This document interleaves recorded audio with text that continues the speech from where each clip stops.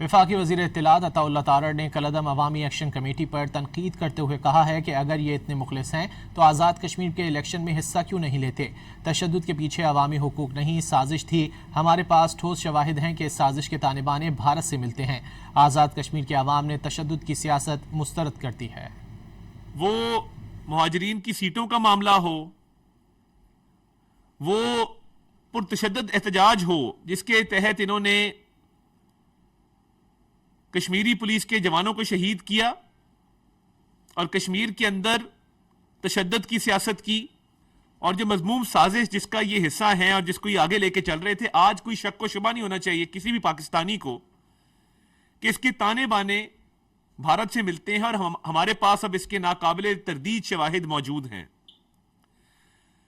اور جس طریقے سے انہوں نے اسلحے سے، ڈنڈوں سے لیس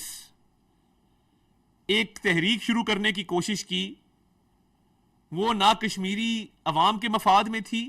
اور نہ اس کا کشمیر کوز سے کوئی تعلق تھا۔ آج پاکستان کی کشمیر کی سیاسی جماعتیں جو بڑے بڑے اجتماعات کر رہی ہیں، جلسے کر رہی ہیں کشمیر کے اندر، وہ پاکستان مسلم لیگ نون ہو، وہ پیپلز پارٹی ہو، تو یہ جو عوام کا جمع غفیر ہے جو آپ کو پورے کشمیر کے اندر نظر آتا ہے، انہوں نے آپ کی سازشی سیاست کو رد کیا ہے